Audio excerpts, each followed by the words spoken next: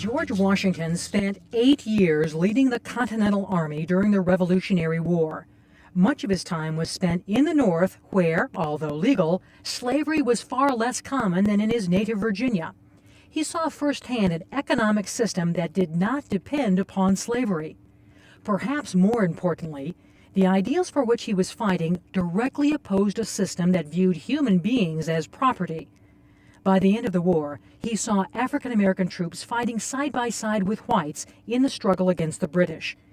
He had also heard the ideas of close friends, such as the Marquis de Lafayette and John Laurens, who opposed the institution of slavery. It is almost certain that George Washington saw the irony in this situation. By 1794, this attitude was clearly expressed in a letter written to a friend.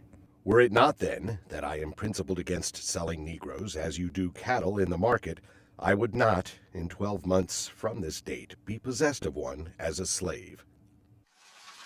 There was also a strong economic reason for Washington's changing attitude toward the use of slave labor. He was a very practical man, and both his calculation of the fiscal return on slaves and his experiences at Mount Vernon made him question the economic viability of the system.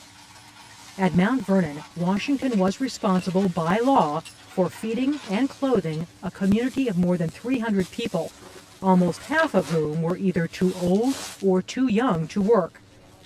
As a businessman, this may have affected his views on slavery. Whatever his reasoning, we know that his attitude toward slavery began to change, and in 1778 he instructed his farm manager at Mount Vernon to stop selling slaves, stating that he was opposed to breaking apart families. In 1786, he wrote to a friend that he would like to see a plan adopted by the legislature for the gradual abolition of slavery. I never mean, unless some particular circumstance should compel me to it, to possess another slave by purchase, it being among my first wishes to see some plan adopted by which slavery in this country may be abolished by slow, sure, and imperceptible degrees. On August 18, 1799, in a letter to his nephew Robert Lewis, Washington wrote, I am principled against this kind of traffic in the human species, and to disperse the families I have an aversion. George Washington explored various means of freeing his slaves. However, he also recognized the impact manumission would have on the enslaved community when the Washington slaves were freed and the Custis dower slaves remained enslaved. Over the years, intermarriage between the groups had helped shape the Mount Vernon community. Many Washington slaves were married to dower slaves, and their freedom would inevitably separate families.